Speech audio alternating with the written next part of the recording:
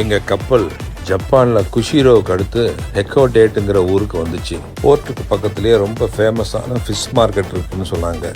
சரி, அதை காலையிலே பார்க்க போகலான்னு முடிவு பண்ணி குடும்பத்தோடு புறப்பட்டோம். தம்பியை மெல்ல கப்பல்லேருந்து ரேம்பில் இறக்கணும். வாக்கபிள் டிஸ்டன்ஸ்னு சொன்னதுனால நடந்தே போனோம். பாஸ்போர்ட்டு ரூம் கீழே இருக்கான்னு கரெக்டாக செக் பண்ணிக்கிட்டோம். நண்டுக்கும் கணவாய்க்கும் ஃபேமஸான ஊர் இது.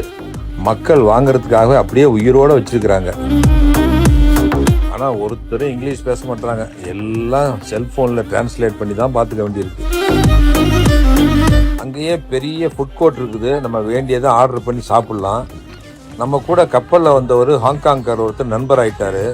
இந்த பழத்தை சாப்பிடு பாருங்க, ரொம்ப நல்லா இருக்குன்னாரு.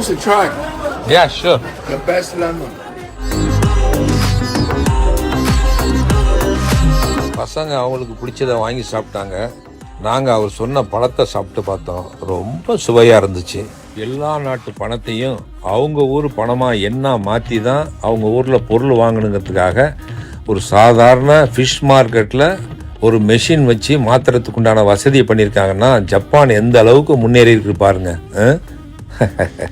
ஒரு நிமிஷத்துக்கு நம்மளை அப்படியே ஜப்பான்ல இருக்க ஃபிஷ் மார்க்கெட்டுக்கே நம்ம நெப்போலியன் அவர்கள் கூட்டிட்டு போயிட்டாரு அப்படின்னு தான் சொல்லணும். அந்த அளவுக்கு நம்மளே அங்க போன ஒரு ஃபீலை இந்த வீடியோ கொடுத்துருக்கு. நடிகர் நெப்போலியன் அவர்கள் குடும்பத்தாரோட அமெரிக்காவில் வசிச்சுட்டு வராரு. அதெல்லாமே நமக்கு நல்லா தெரிஞ்சது தான். இப்போ தன்னுடைய குடும்பத்தாரோட சேர்ந்து பயணம் மேற்கொண்டுட்டு வராரு. அதுவும் கப்பலில் பயணம் மேற்கொண்டுட்டு வராரு. அந்த வகையில் பார்த்தீங்கன்னா இவங்களுடைய கப்பல் ஜப்பானுக்கு வந்திருக்கு.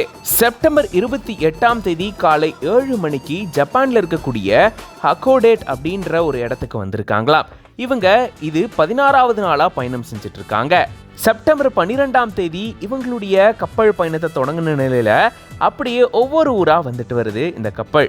அப்படிதான் ஜப்பான்ல இருக்கக்கூடிய ஹக்கோடேட் போர்ட் பக்கத்துல இப்படி ஒரு ஃபிஷ் மார்க்கெட்டுக்கு போயிருந்திருக்காங்க.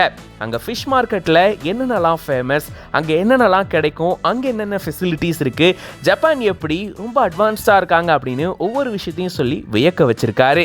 இதை பார்க்கும்போது ஆஹா, நம்மளே அங்க போன ஒரு ஃபீல் நமக்கு கிடைக்குதே, ஏதோ ஒரு ஹாலிவுட் படத்தை பார்த்த மாதிரி இருக்கே அப்படின்ற ஒரு ஃபீல் தான் இந்த வீடியோ பார்க்கும்போது கண்டிப்பா நமக்கு வரும். நடிகர் நெப்போலியன் அவர்கள் தன்னுடைய மகனுக்காக தான் அமெரிக்காலேயே போய் செட்டில் ஆனார் அப்படின்னு தெரியும். தன்னுடைய குடும்பத்தாருக்காக எல்லாத்தையும் பார்த்து பண்ணிட்டு இருக்கக்கூடிய நெப்போலியன் அவர்கள் தன்னுடைய குடும்பத்தோட சேர்ந்து இப்போ அழகான கப்பல் பயணம் மேற்கொண்டுட்டு வராரு. அந்த வகையில் ஜப்பான்ல இருக்கக்கூடிய ஒரு பிரபலமான மீன் மார்க்கெட்டுக்கு போயிட்டு அங்க இருக்கக்கூடிய விஷயங்களை காட்டியிருக்காரு.